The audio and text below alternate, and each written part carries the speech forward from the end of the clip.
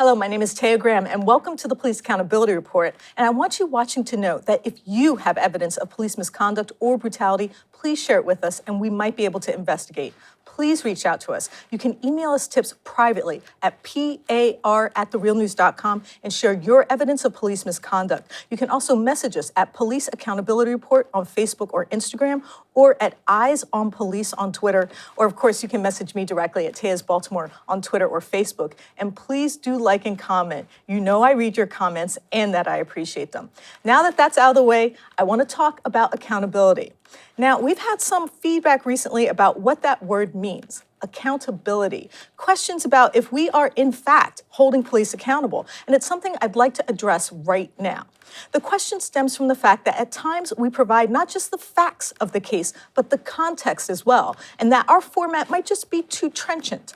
Well, let me address these questions head on. First, there's really no easy way to hold police accountable. The process itself has to be fearless for it to work. Just look at the recent example of a cop who was caught in a lie about a cup of coffee he bought at a McDonald's. The cop in question claimed that someone had written "fucking pig" on his cup at McDonald's in Harrington, Kansas. But security footage revealed his story was false. Unfortunately, the officer's chief had already posted the story on Facebook. In other words, instead of simply dealing with an uncomfortable situation like a hero with stoicism and discretion, he wanted to exploit it. He wanted to use the moment to make the point that cops are pitted against an ungrateful and often abusive enemy, us.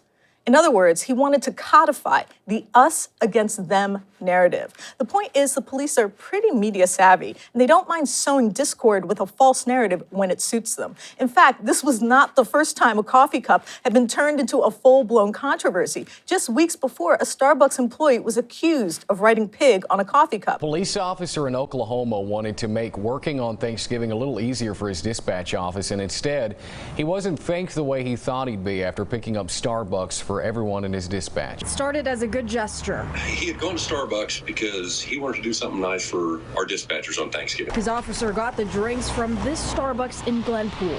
And as he's leaving the store, a customer points out, "Hey, your cup says pig on it." And this story turned into a conversation on Fox News where the chief once again exploited the incident to bolster the narrative of cops being killed by us. So the question this raises about accountability is interesting because it certainly seems police know how to use the media to conjure illusory battles, that we, the citizens who fund their salaries and give them the power to take our lives, are not grateful enough, that somehow writing the word "pig" on a coffee cup is the equivalent of shooting someone or taking away their liberty or freedom without cause. The point is, the institution of law enforcement itself is pretty media savvy. They know all the tricks. They know how to turn a cup of coffee into an international incident.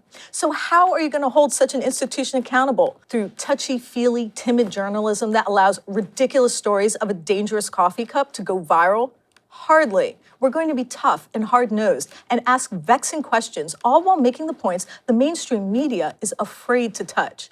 And that brings me to my second point. The only tool that the media has to counter police rhetoric with is facts. And the way we obtain facts is through the process of reporting and investigation. When the first Coffeegate hit, we didn't just surf the internet. We sought first to uncover the facts. And one fact that we were able to shed light on is the still unresolved question about the first claim of "pig" written on a cup.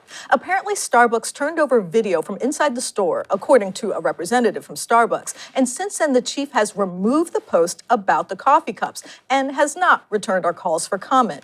Which makes you wonder, why post a story without all the facts, especially if you're a cop? Stephen, what else do we know about the Starbucks incident? Well, we asked Starbucks specifically about internal surveillance video of the Starbucks to confirm if this employee had actually had the opportunity to write the word "pig" on the cup, because the actual label was generated by a computer, so it wasn't written by hand. So it could have been input by the customer, or it could have been input by someone in the store. Right. And we found out that they had indeed turned over the video. And so we asked the chief of police there to share what his findings were, because the video was turned over to the police department, and the police department has not yet responded. So for all we know, this could have been another made-up story. We don't know for sure. We don't know all the facts, but the facts say that there is evidence that has not yet been made public about this. And thus the question, as you pointed out, why? Why have they waited so long? Why did they not wait until all the facts were out before they sort of put this story on the internet. Especially because an employee has lost their job. Right. I mean, it cost 2 employees their job. There's a manager who was fired and a barista who was fired. So it just begs the question as to why do this without all the facts. But of course, we're not the only people holding police accountable. In fact, as most of you know, there are concerned citizens performing video audits every day. And what their work reveals is a fundamental truism about policing that our next guest is quite familiar with. His name is Kenneth Dunham, and he's here to discuss his encounter with the Pendleton, Oregon Police Department. So let's first watch some of the video. No, I'm all right. You have a need for law enforcement here? Nope. Okay, I'm good. The property. I'm all right. I'm all right. Okay, well, you're trespassing. No, I'm not. I don't happen to have an emergency to be here. It's a state property. No, this is state property. You can't tell me to leave the property. No, you can't tell me to leave state property. Unless I'm doing something illegal, you can't tell me to leave state property. That's not true. I can be here on state property. Absolutely. Okay, I'm asking you to leave. No. Apparently I do now. Okay, what's your emergency? I have an officer in front of me trying to tell me what to do. Okay, well, I am guiding trespassing myself. You don't need to bother me. So you're trespassing. You can leave me alone. I'll go do what I'm doing, and I'll leave when I'm done. Okay, that's not gonna happen. Yeah, that is going to happen. Okay, Get your supervisor. I want your supervisor here then. Supervisor. Then you need to figure out what's going on because I am not being trespassed. I have done nothing wrong. I have done nothing illegal. Are you detaining me right now? Yes. You're okay. For what? You're trespassing. For what? Sure. No, I'm not trespassing. I've never been warned to trespass from this place. No. Right now, you're remain silent. Do you think you say you can be used against court law? Right to the lawyer. Have to that for you, please. No. It's kind of sort of high lawyer when wonder what this important question which. You saying rights? The encounter leads to his arrest, but I'll let Kenneth explain what happened and why. So first, Kenneth, thank you so much for joining us. Hey, how you doing today? Good, thank you. So let me ask you, what were you doing at the police department with your camera? I was under the impression that you were there kind of as a tourist. I was visiting the city of Pendleton, visiting family, and I was doing a video tour of the police compound there. They have Oregon State Forensics Division, the police department, and then another division there. And I was just kind of doing a video tour of it, seeing what it was, and that's when you seen what happened. So why did the police approach you? What did they say was the reasoning for approaching you? They didn't tell me a reason at first. They just came straight up to me and asked me what I was doing, and I told them that I was just looking around and taking some video, and I was actually trying to find the front door to go around and knock on their door because I wanted to go inside and get video too. And they got me on the sidewalk before I even made it to the inside of the building. Told me that they didn't allow people to take pictures and to be around their vehicles. So, Kenneth, did they give you any sort of legal or constitutional explanation as to why you weren't allowed to record the police department's facilities? No, they didn't tell me anything like that. I did bring it up that I had a constitutional right to be there, and they just laughed it off. Wow. So Kenneth, tell me what happened. Did they put their hands on you? Did they arrest you? Yeah. What happened? Well, when the officer first came up to me, he didn't. They kind of surrounded me. There was only two of them there, so they got on both sides of me. And then at first he grabbed me by the arm, and I told him, "Don't touch me. You don't have a right to touch me." And he pulled back. To his credit, he did pull back for a second, and he started talking. But then, literally 2 minutes later, he arrested me. Oh wow! Now, didn't they also turn off your camera and remove your camera rig from your body? I came here to do a self-guided tour to look around this place and see what it's about, and now I have handcuffs on me. Why are you? I just got here to the city. Into the window of the police department. Because I can. Because it's legal. Because there's nothing illegal about what I'm doing. Yeah, I have a GoPro chest camera that I wear wherever I go. And I'm also a bigger guy, so I have to wear suspenders to keep my pants up. And so I wear the GoPro, and then I wear my suspenders over it. That way no one can just rip it off of me in town. I actually have to work to get it off. So they had to partially disrobe me. They had to take my suspenders off. And then, you got the embarrassment of being a big guy with his pants hanging down around his ankles while they're handcuffing you. So some people might ask, why put yourself in this situation? Why put yourself in a situation where you might be arrested? What is the point and why are you doing this?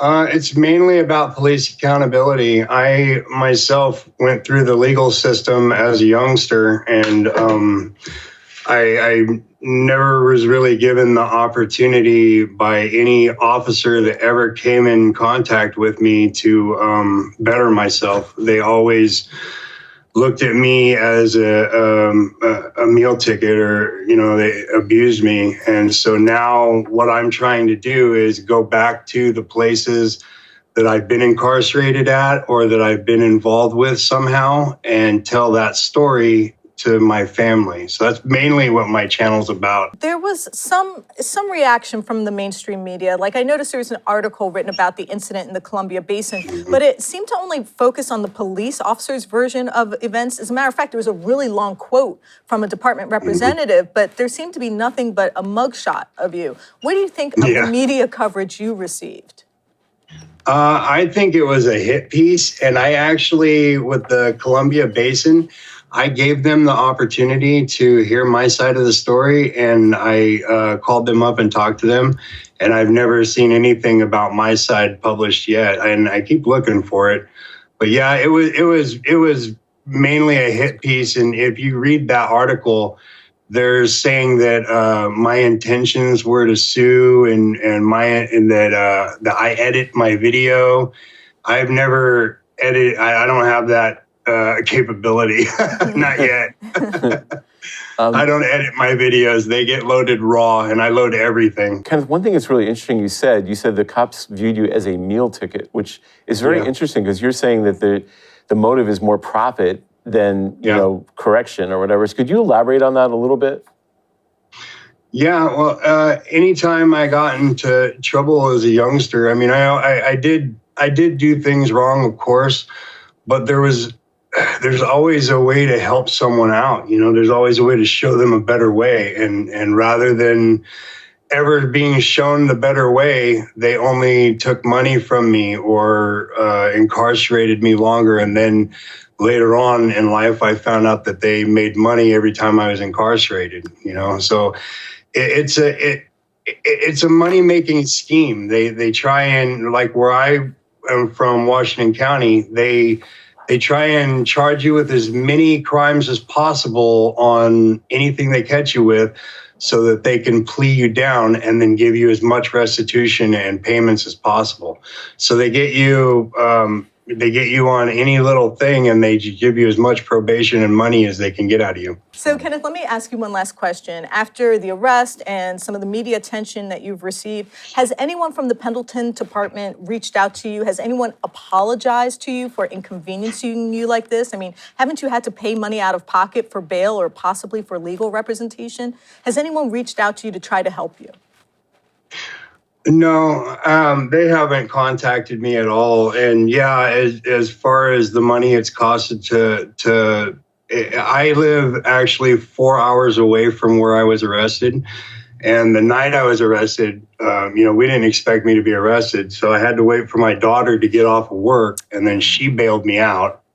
And, it's like I have to go back to court on the 22nd. So no one's reached out and talked to me at all. I think they're hoping that I either won't show up for court so they can go ahead and charge me, or they're hoping that I'm not intelligent enough to fight this. So yeah, nobody's contacted me or tried to help in any way. It's just been me and my family. So, Stephen, what I find interesting about this story is that the police surveil us all the time, but seem to feel really uncomfortable when they're surveilled at all. Well, yeah, we just had an incident where we were just shooting B-roll video of the Juvenile Justice Center here in Baltimore, a public building, a jail no less. We were out on the sidewalk and we had a police officer approach us and say that we had to leave, that we couldn't film the building, which is just bizarre because it's taxpayer funded and it's also, a public building, a facility that houses people whose freedom has been taken by the state, and yet we were told that we had to leave. So you can see that I mean, all we were doing was shooting the exteriors. We weren't shooting people going in or anything. So you can see how touchy they are about any sort of scrutiny of them as opposed to scrutinizing us. So it is a big problem. It's something we have to continue to defend, our ability to report. Speaking truth to power is not easy, and holding the politically powerful institution of police accountable takes a collective effort.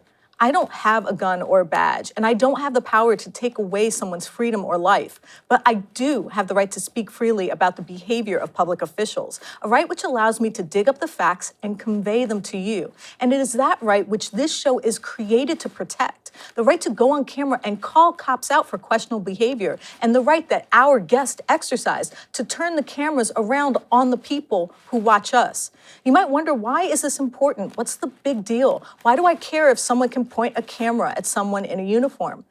Think about the story Stephen just told us. A cop said he could not stand on public property, paid for by us, and take pictures of a public building, paid for by us. Even more alarming, a building that facilitates the deprivation of freedom, a jail that the government deems should be off limits to citizen scrutiny, should, in a sense, be a secret. And sure, no one likes to be surveilled, but the government doesn't apologize for watching us, nor does Facebook, Google, and the other internet giants. In fact, we, the people, are under constant surveillance by both the government and corporate America. Why is it such a big deal when we do it to them? And that's one of the most critical points in the process of auditing that our guest undertook elicits. It exposes the rank hypocrisy of this country's most powerful institutions, that they can watch us, but not the other way around. Rest assured, the Police Accountability Report is and will continue to ignore their demand that we stop, because that's our right and we will defend it. And that's why we need your help. We can't do it without you sharing your evidence with us and with you sharing our investigations to shame them into accountability. Remember, if you have evidence of police misconduct, please email it to us privately at par@therealnews.com, and please like, share, and comment on our video. It helps us get our evidence and investigations out there. We can do this, and we can get justice and accountability if we keep working together. And I want to thank you for your help in this effort. I'd also like to thank my co-host, Stephen Janis, for his invaluable reporting and research. And of course, my guest, Kenneth Dunham, for speaking with us about his experiences in Oregon today. Kenneth, thank you so much for joining us. Thank you for having me. My name is Taya Graham, and I would like to thank you for watching the Police Accountability Report. Please be safe out there.